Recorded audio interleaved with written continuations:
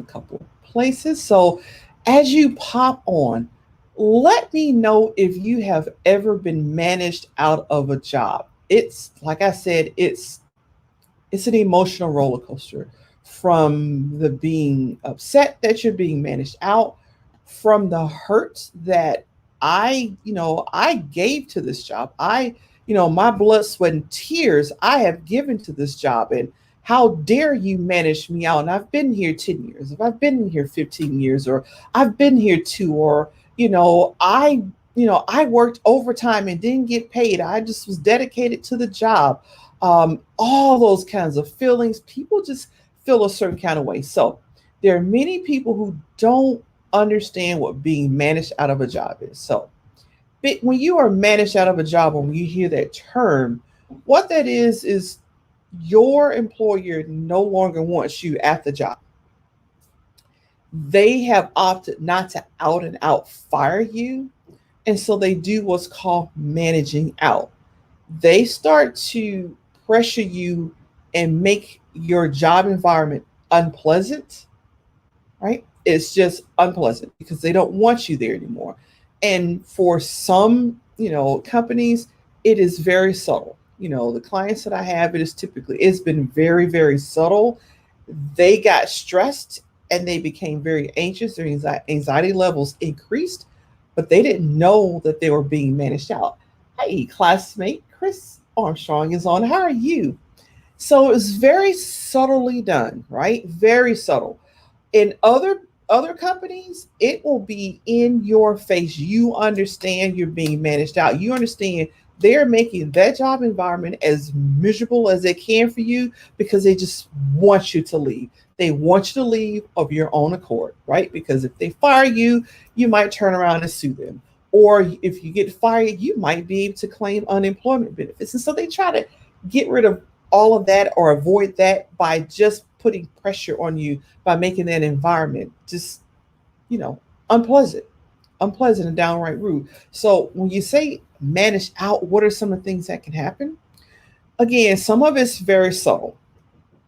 Um, you guys used to hang out like on Friday nights or just a little get together, whoever called and set it up, and all of a sudden you don't get those invites anymore. They just stop. It could be something as subtle as everything was going fine, but there's a meeting and it was like a big meeting and you didn't get the invite. Now, some people will say like that's in your face, but sometimes it's subtle because you're like, oh, I'm sure it was just an accident.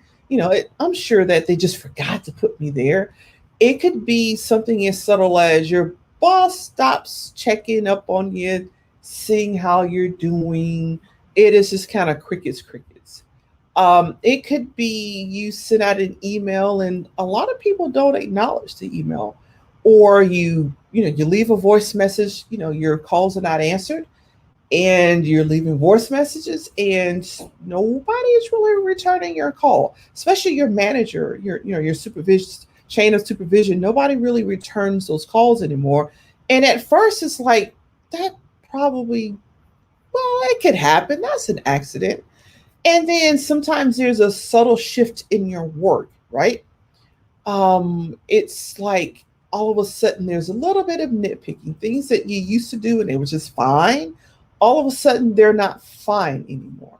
Those are the subtle things that could happen. Now the in your face things, and I say in your face, some people still don't see that as in your face.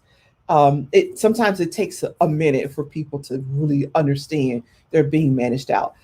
Say there's somebody new in the company, there's a junior person, they go, oh yeah, we just took some of what you're doing and we gave it to that person. Yeah, they need to get their feet wet. And I'm sure you could use the help. All of a sudden your workload is starting to be transferred to someone else. That's more in your face. That's in your face. You can see that, right? It could be all of a sudden you're being micromanaged, whereas before you were it was totally up to you how you did. You were autonomous in your job. The goals were set. You decided when you were going to do it, how you're going to do it, that type of thing. Then all of a sudden everything is micromanaged, and you're even told, yeah, don't send this up unless I look at it first. Yeah, I'm going to need to see what you're doing first before you send that to anybody else. And there's not been a decrease in your job performance. You're still doing everything you need to, but all of a sudden your boss needs to see your stuff before it's sent up. That's some more in your face. Sometimes the more in your face includes just projects being taken from you and given to someone else, sometimes with your knowledge and sometimes without. Hey, Soror. Hey, Erica. How are you doing? Tonight we're talking about, are you being managed out of your job, what the signs are, and then what you can do about it. So sometimes, especially if you are you're in a position where you're a project manager, and I've seen this with attorneys where you have cases, and those cases are literally picked up and dropped in someone else's lap. So someone else's plate, they're now doing them. And sometimes you'll have like intense projects, and you'll have some projects that are not intense. You can do both at the same time, but the intensive ones, the high profile ones, are taken and given to an up and coming star, or they're given to someone else, and you're left with the little bitty projects that you can kind of do in your sleep.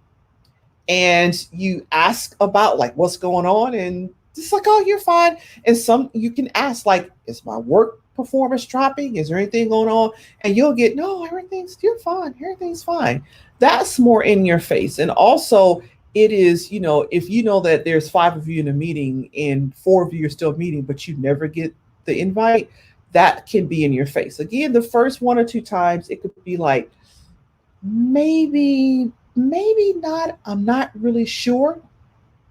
But in your face, when people walk by your desk to the meeting, or they walk away and everybody's standing around your desk and they're discussing important decisions were made and you weren't consulted, this is also in your face if you are in a state of in your management, right? Hey, Rosemary, how you doing, classmate? If you're in like a management position and major decisions are made in a meeting that you weren't invited to, and your questions about it were brushed off, or there was a huge document that was sent out because we had to get everybody's input on it before we made a decision, and everybody input and made a decision, or contributed to it, but you, because you didn't get it, and when you asked for it they were very invasive. Yeah, chances are you're being managed out. It is like I said, you can do the Mary J. Blige. I don't believe this is happening. I gave you the best years of my life. For others, it's hurtful. For other people, they're very angry. And, whichever state you're in, it is really best to hire a coach, a career transition coach. And in some cases, when I have clients, I tell them they also need to hire an attorney, right? Because you may need that. And depending on how severe the anxiety is, or how severe the depression is, I may also tell a client, you also need to see a therapist, a licensed therapist, to get help for that end of it, right? Because being managed out of your job, like I said, coming when I first started, it's emotional. It can be a total emotional roller coaster. Anybody out there, let's check the stream out over here. Anybody out there has experience with being managed out, or have had friends who were being managed out and had to address this? It is just, I'm telling you, it's difficult. It is very emotional when this happens. Whether you're going from the angry side to the hurt side, and then there's also the financial stress that can start. Not everybody has that 6 months of salary put away, and there's 6 to 12 months of salary saved for a rainy day. So if something happens, they can just draw off their savings, until they get another job, or until they figure out where they're going to land within that company. So then the financial stress then kicks in too, because whether you're being managed out or not, you got to still pay the mortgage, feed the family, feed the dog, and that kind of thing, right? And a lot of people, I find that when they're being managed out, they don't want to go. They love their job. It's like, well, why are you being managed out? Well, there are a couple of reasons. Sometimes people are managed out because the job performance has decreased. It's gotten worse. And a lot of managers are not great at being confrontational and saying, your job stinks, you need to do this, you need to do that, and pull up. Sometimes they don't tell you what you need to do to pull up because they see you as an easy way to reduce staff. So they're kind of getting a twofer. Your performance has dropped. They also need to reduce staff, and you're an easy mark. Sometimes it's your performance is great, but there was a new, like a new kid in town. You got a new manager at the top. Hey, Letitia, how are you? Letitia is one of my clients. Thanks for hopping on. We're talking out. Are you being managed out? Sometimes when the top leadership changes, they like to bring in their own crew. And this is especially true if you're in a management position, somewhere along, administrative position where you're managing. When they come in, they're like, oh, just assuring everybody, hey, Letitia. Letitia says hi. Oh yeah, your job is fine. Yeah, we're not gonna be no, we're not replacing anybody. Yeah, you're gonna be fine. Not really. Yeah, they want people, they've identified people they want to come on with them, right? And you'll find yourself in a position of being managed out because whoever it is at the top, they want their own crew in and you need to go. And they don't want to fire you because there could be repercussions for that. You could sue them, it's a lot of things, or it could just get ugly. Okay. Sometimes you're being managed out because someone in your company kind of schmoozed and they did some networking and they have convinced someone up above you, a few pay grades above you, that they should have your job instead of you. It happens. It happens more than you think. So it's not about job performance. You're doing your job well. It's the fact that someone on the food chain, smooth networking, boot kissing, boot licking, whatever it is you want to call it. Whatever it is you want to call that, all right? It's happened. So Lovette said, they told me no change in schedule and we want you. Now they need me to work weekends and holidays. That's another one. Thank you, Lovette. You're exactly right. Another way that you're getting managed out is you've been on second shift all of your life and all of a sudden they want you on third shift, or you got the job, no shift change, this is your shift, but all of a sudden they start playing with your schedule. And they not only play with it, just, like one or two times, they keep zinging you around. They keep jerking you around. Today is this, 2 days is that. The next 2 days is over here. The next day is here. And you're like from first schedule to third schedule to second, back and forth ping ponging where you can't get like a hold or get anything that's routine. That's also another way that management can manage you out. They just want to make you miserable so you can go, right? Appreciate that comment. Yeah. Now they need me to work weekends and holidays. That is exactly right. When you were brought on, it was like, nope, you're Monday through Friday, or you're not gonna. Don't worry about weekends, or don't worry about holidays. And now you've been there 10 years, and all of a sudden, no, we need you to do this. No, we need you to do that. No, we need you to do this. And you're really being jerked around. And people that are junior to you are not being called it. It's on you. That could be a sign that you're being managed out, right? And again, managers are people. Supervisors are people. They don't like conflict any more than we do.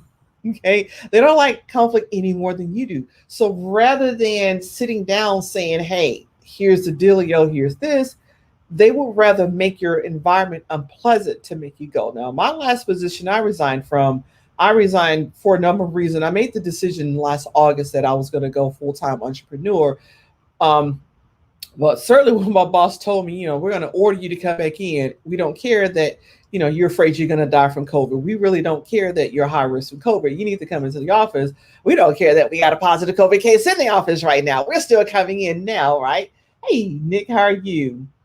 And my boss straight up said, we're going to I'm sorry, but your life is about to get really unpleasant.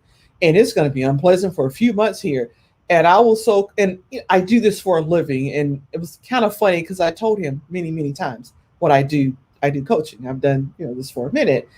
And I was like, no, there'll be no adverse. No, I'm not doing that. No, I'm not doing any of that. And I was sincere, so that takes us to the next point. I've told you how to recognize it. So what do you do when this happens, right? Like I said, there are some folks out there that do that Mary J. Blige, 11 years out of my life I sacrificed. Listen, so before you take that route, I understand some of us want to take that before you do that, because you really hadn't messed anything up, right? Nothing's messed up. They're managing you out, but it doesn't mean you stepped on anything or did anything wrong. But you need to take a step back for a moment and think. First of all, you need a job, because most of us do. You need a job. You just don't need a job with them. You need a job somewhere. And before you tell them where they can go and how quickly they can get there and which quadrant they can kiss, before you do that, you need to look long term. Because if you're not going to be working with them, you need another job first, so you can get a good reference at that other job. And that's at which point in time you get the job. I would still recommend you not telling them which quadrant they can kiss, right? Because you'd be surprised how small the world of work is. I've left a job and went somewhere else a couple of times and ended up with some people I used to work with. So it's not always a good idea. It feels good in the moment. Let me just say that. Yes, it does feel good in the moment to tell someone where they can jump off. But, long term, if you tell them where to kiss off and they just go ahead and fire you on the spot, you've got to go find a job after you've been fired. That is way more difficult. It introduces way more anxiety to the situation. Is it impossible to get a job? Absolutely not. You can get a job, but do you really want to do that? Is the question, right? So I had people that came in. Yeah. So my clients came in. They didn't know they were being managed out. They went to their environment, environment had become very stressful, and their anxiety just kind of rose like 100 times. Right, their anxiety was just off the chain. So when they came to see me, of course, I addressed anxiety because that's why they said they came to see me. And so, I addressed that part of it, get them to come down 1,000, give them the strategies. And then we started digging like, what's the root cause of this? What are the triggers? What's going on? Is it home or is it work or what is it? Relationship, work, what have you? And it was like, no, home is great. It's work. And so when I sat down and they started telling me, how often they were being called in by their manager, and their manager was taking notes during the meeting. And I was like, ooh, hold up, wait a minute, timeout, flag on the play. The manager's doing what? They're taking notes. So where are your notes? Well, I don't have any. Ooh, wait. Said you're being managed out. You're being managed out. Well, they said it was just a new boss and I was new, and that was, I'll say, no. Anytime they're meeting with you on a weekly basis and they're taking notes on you and they're jotting that stuff down, you're being managed out. And it didn't happen before. They weren't sitting and managing you with having a meeting with you every week. No, you're being managed out. My sister is calling, so let me decline that call. It's like, no. That's not right. Okay. So that was in another case I had, the client knew that it wasn't gelling with the supervisor. It used to, it wasn't gelling anymore. And everything the client did was just wrong. Everything was wrong.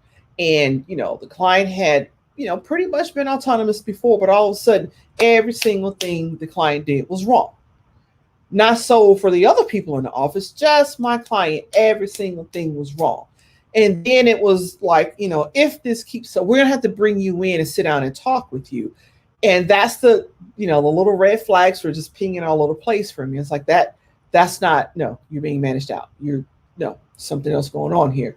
And I won't go too much into the stories. But there were some other things that were going on as well. And I was able to say you're being managed out. And I'm glad to say for, the two people that I'm discussing here that they did hold on to a job. One of them said by being managed out, you know what, let's go ahead and start looking at other positions out there. Now their job wasn't in jeopardy, but they looked at long term, right? Long term, what are we going to do? And am I going to stay here and be managed out, or do I just start looking for something else? And they opted for let's look for something else, right? Because, this is the perfect time. Even though you weren't considering a career transition, this would be the perfect time to consider it because you got some options, right? You got some options. You are still employed. Your record is still good with them. And, it's easier to get a job when you already have a job. You haven't been fired. You haven't been let go. And even though people don't want to, and that's part of that emotional roller coaster, people don't want to leave. It's like, I don't want to go. Got it, understand it, but let it be your choice, right? Let it be your choice to go. Now, in some cases, you can also opt, you don't have to like leave the company, You may be able to go to another section, another department, another team. It just depends on how high up, the collusion is between managing you out. Because oftentimes when you're being managed out, the manager knows it, that manager's supervisor knows it, and the HR manager knows it. So the question becomes, what's your performance like? If you know you've been kind of skating a little bit, it's not quite what it should have been, you may not be able to get another position in that company, right? The best thing for you to do may be to, tighten up, get your resume straight, see a career transition coach, start, practicing your interview skills, make sure you're applying for jobs that only apply for you and apply for something else. Now, if you feel fairly certain that your performance is the same, nothing is changing your performance, it may just be that manager, especially if you've gotten a manager in the last 1 to 6 months, it may just be that manager looking to manage you out because they want to do some changes, and you're the senior person and they don't want to risk a lawsuit, right? And they just rather make you uncomfortable and leave. In that case, you may be able to get a job in another part of your organization. Now, client number 2 that I had was able to do this that I'm talking about today. Once I, told her you're definitely being managed out, and I had her start taking her notes, and she had to start documenting, right? And I told her how to document, and I told her how to answer a supervisor, and when she's in a meeting, how to talk with that supervisor. I go through all of that when I'm coaching people who are being managed out. And in her case, she came to see me in like the nick of time, because all the steps that she took, they decided to reassign her to another section. So she didn't leave that company.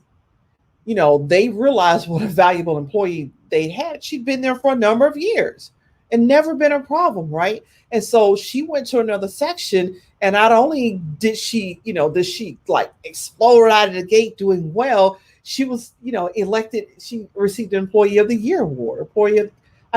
She went from being managed out to getting into another section and getting Employee of the Year. Companies don't always want to lose a valuable employee. Sometimes it is a manager employee problem.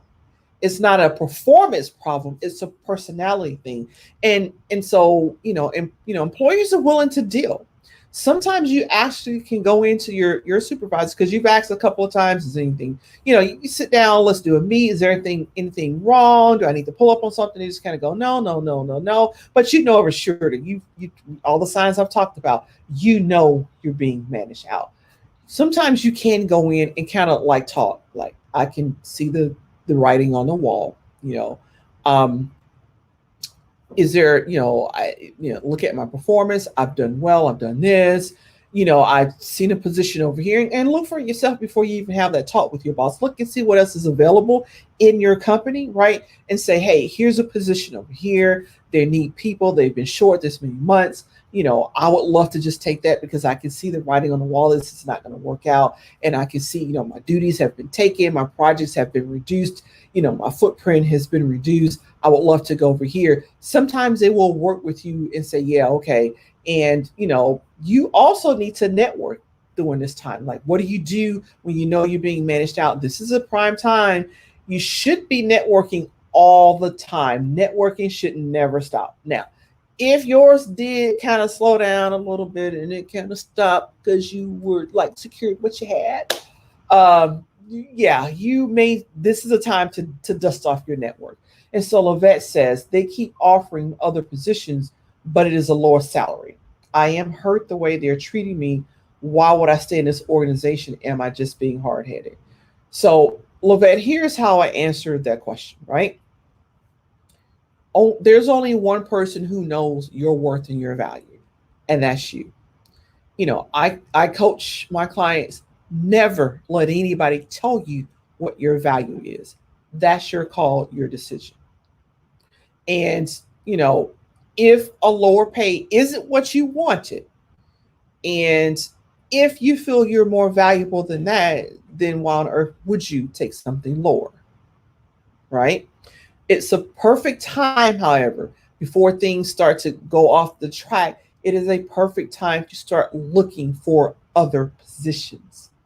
Because if you've looked in that company and they're offering you lower positions, but have you looked to find something higher that fits your skill sets that you'd be willing to move to, right? And remember, I said a couple of moments ago, it depends on how high up that chain of command that you're being managed out, because your supervisor typically doesn't do this stuff in a vacuum. Some do, some do. That's why in some cases you may need to talk to your supervisor's manager, I'm mean, sorry, your supervisor's manager, or you may need to go directly to the top, the CEO, the VP, whoever handles that. You may need to go and say, hey, here's my performance. I've done well. I've done this. And because they may not know, when you get to the C-suite, you're not always aware of what's going on with employees. So they may not know. That's one tack to take. However, I prefer that before you do that, that you've done some networking. You've got some feelers that you can put out, because you need to know how far up the chain the managing out goes. Because if the CEO is on board, the VP is on board with it, the HR manager is on board with it, your supervisor is on board, and your supervisor is on board. In other words, the whole chain of command is on board with you being managed out, and you get in a lower position or a lower paying position. It's just time to go. Unless you want to stay and take that lower salary, it's time for you to be looking for something else, right? That fits you, that values you, who you are, and they know the value that you bring, right? And it's also about being fair with yourself, to check yourself, right? If you got someone you trust, yeah, it's yes. So Lavelle says it's time for an open conversation. It is time for an open conversation, because with client two that I was talking about earlier, the process was just going. The process has been going on for, I think, about 9 months, not quite a year. And so when she came in, I was like, "Ooh, we need to get going. We need to get going. You've almost waited too late." We saved the job, but when she started hitting back, and she didn't speak ugly to anybody. She wasn't rude. It's just that the tactics that I taught her, the things that I taught her, they were like, "Oh, wait a minute. Oh, we're not taking this line down here." And so she started doing things, and she started putting things out there, right? And so they're like, "Oh, well, shoot. Oh, we need to downsize people, but she is a good employee. Okay, let's just switch her somewhere else." But not only that, because she fought back, right? She was unaware, but there ended up being other people who were having problems with the same manager. See, that's what happens when you speak up. When you have that open conversation and you go a step above, sometimes it is the manager. It is not you, it is the manager. And the headship didn't know. But all of this comes with it's when you're being managed out, it's nothing that you need to talk to in and everybody you see. It's not something that you broadcast. You really will only need to discuss this with people you absolutely trust. You got to know that you trust them, right? Because if you tell the wrong person, they go back and tell HR whatever, then everybody kind of combines and they all come down on you, in one united front, and that's miserable. You understand that they really want you to go, but that's also miserable. It is hurtful, like you said, Lovette. It is very hurtful. And some people vacillate between being hurt and being angry, and all the feelings in between. You know, I've had people that start to feel their self-esteem drops, their self-confidence drops. So it can take its toll on you. The emotional stress and the emotional strain of being managed out, it does raise anxiety. It raises your stress level. It can raise your it can raise your heart rate. Because when you're in stress, fight or flight mode, right? You're producing adrenaline. You're producing cortisol, and those chemicals, when they just hang around in the body, they start to break the body down. Long time stress can cause diabetes. Long term stress unmanaged can cause hypertension, heart problems, cancer, lupus, arthritis. There's such a long list of researches there. Scientists have proven that long term stress causes a whole laundry list of elements, right? Illnesses. So that is the reason why I'm doing this, right? Talking about, are you being managed out? Because if you are, you need to take action. I have seen people sit for months and months and months hoping it would kind of pass over.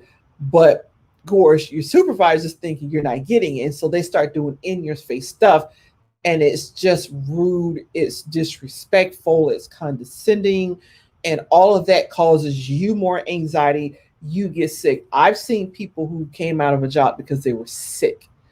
The management was putting stress on them, trying to get them to leave, and they didn't leave, and they came out sick.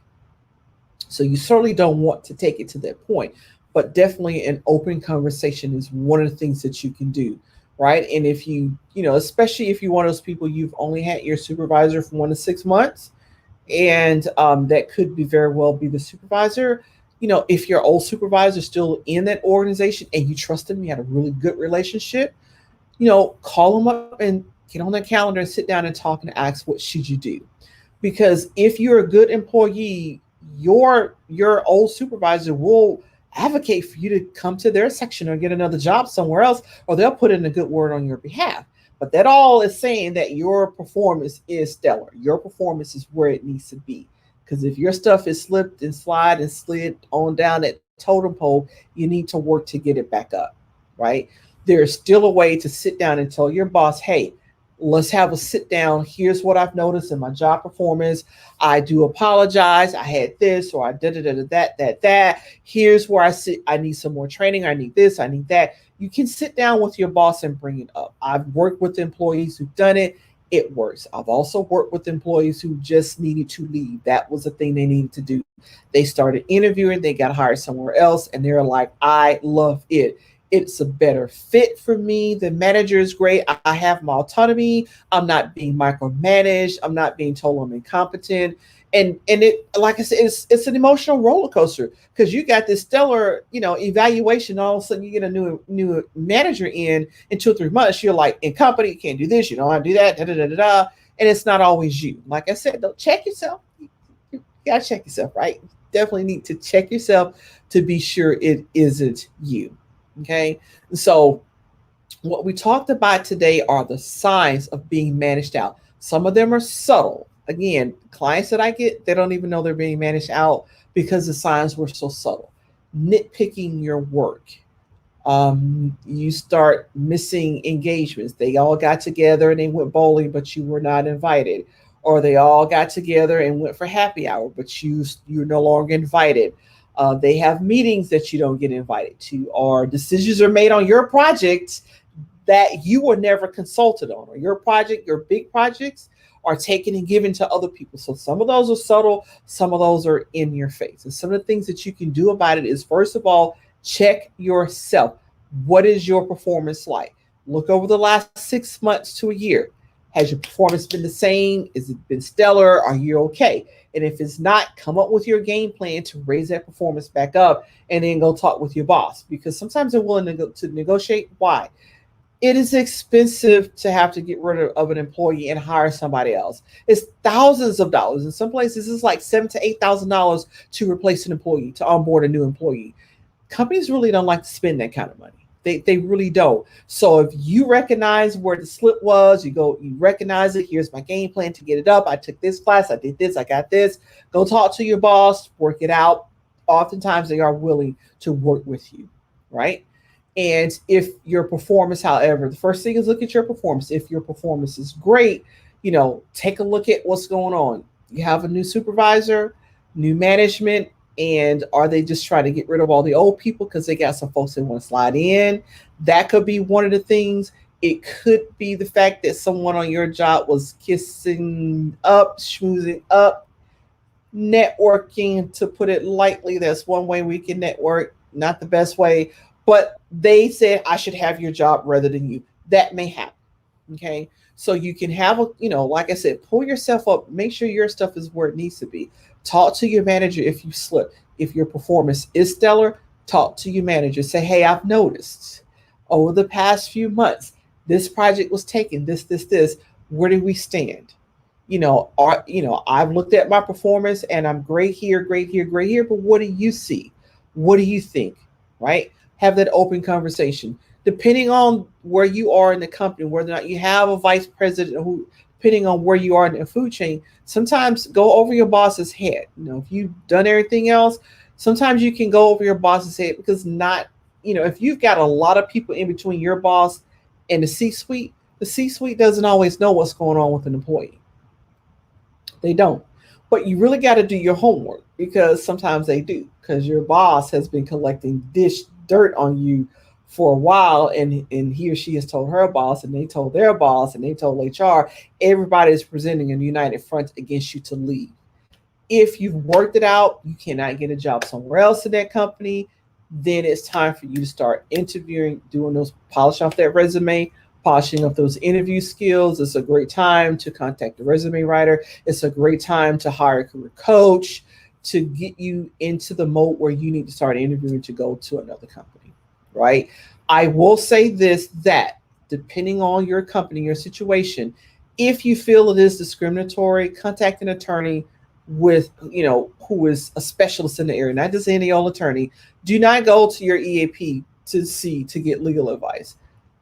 Everybody, for your EAP, for those of you who don't know what EAP is, it's an employee assistance program. It's a paid benefit that you get just by working at your job. Most of you have those benefits, or about 70 to 90% of you do. Some of you don't. But if you do not get legal advice through EAP. Number one, they're on the company side. They're not on your side. Okay. Also, be careful when you talk to HR, because HR is not on your side either. HR is on the company side first. They may be on your side, 2, 3 persons, 3, 4, 5 down on that list. But, be careful with HR. They're not on your side. They are there to protect management. Okay. Now, if your boss is one that's messed up, right? Then you may be able to go to HR, because they may not like the manager and they may be trying to get stuff on that manager, but you really got to know what you know, and know where you talk. But HR is not on your problem. Sorry, HR is not on your side. They're not going to advocate for you. They're just not, right?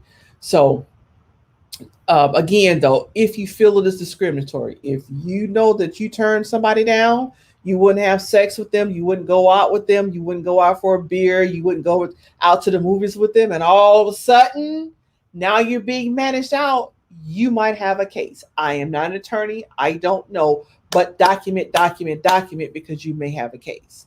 If you know that all of the Hispanic people on a particular job, all the Hispanic managers have been managed out and they're now gone, I don't know the situation, what happened, but if you know that everybody's like, no, the performance was stellar, they had a great job, they got bonuses and everything, document, you may have a case. You'd have to talk to an attorney in that field for discriminatory cases, but not through your EAP. And don't accept any most EAP, if you go for legal services, they're going to tell you, we're not going to tell you that, because they paid me. I can't tell you how to go and sue them.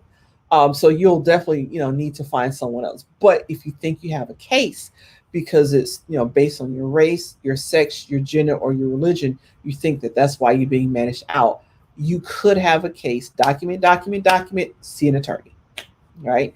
And if you're at that point where it has gotten so bad because you now realize you're being managed out, that you're having anxiety issues, it is okay to go see, through your EAP, see a therapist, right? You can see a therapist for that. We're not going to, I'm a licensed therapist in addition to a coach. So we're not going to tell you how to go against your company. We get paid by the company. So we're not going to do that. But I do tell people how to manage anxiety, because that's what I'm hired to do. I can do that piece of it to be sure you're okay. Mentally, you're okay. Emotionally, you're okay, right? But if you know that your whole session is going to be talking about this company and how you're going to get back at, you probably just see your own, go see your own therapist on your insurance, but not EAP, right? So, any questions out there? I don't think that for those of you in my courage to transition your career, I had a separate post for you. I've got 2 posts there. One of them stopped because there's something wrong with StreamYard today. So I tried to put another post there for you. Let's see what happened there. Did that one take? Let's see. Yes, it did. So yes. Let's see. Yes. So any comments out there? Yes, I'm just checking all my screens here. I've got a couple different places going. Yeah. Okay. So Are there any questions out there? Any comments that you have? I want you to feel free to ask your questions. I have given you everything that I wanted to give you, what being managed out is, what it looks like, what it feels like. It is an emotional roller coaster. So definitely, if you feel like your anxiety is off the chain or you're getting very depressed, seek a licensed mental health therapist. You can have a therapist and a coach and an attorney if you need that. Okay. I'm a big proponent. If you're being discriminated against and you're in one of those protected classes, do see an attorney. It doesn't hurt, right? It doesn't hurt. But document, and see an attorney. I know people who've sued and won their case because it was discriminatory. They were being managed out, but it was discriminatory. That's against the law. They can manage you out for non-performance, but they can't manage you out, and you're in a protected class, and they're discriminating against you. So be aware of that. Okay. So thank you everybody for joining. I'm gonna take a look over. Yes, I'm gonna take a look to be sure I haven't missed any comments, and I think that I am good. So I will see you later. Appreciate you all joining in. For those of you who catch the replay, do drop hashtag replay, and I do appreciate you for seeing, viewing that replay. For those of you who are on live, I do appreciate you for being on live as well. Thank you. And if you would drop hashtag live to let me know you are on live, and I am going to. Oh, I appreciate you too, Lovette. Thanks very much. So if you need to chit chat talk, I do give free strategy consultations, because if you're there, you're at the most important point before you tip the scale, right?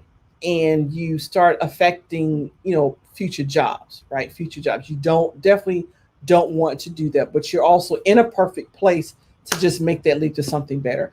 All the people I've coached who are being managed out that left the company, they all got a better job. Some of them got raises, like plus 10K raises. It's a wonderful thing. And that's why it's so important, Lovette, you don't let anybody else, define your value.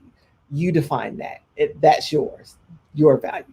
Okay. So I thank you all for watching, and we are finished today. Appreciate it. Let me give, and I've been talking back and forth. Let me give some love to my folks on YouTube, whether you're looking at this live on YouTube and Twitter, or you catch a replay. Thank you as well. And you can drop hashtag replay, hashtag live, or hashtag replay, depending on when you watched it. I appreciate my audiences, and I always appreciate you when you come back and watch those replays. And do feel free to drop comments or questions.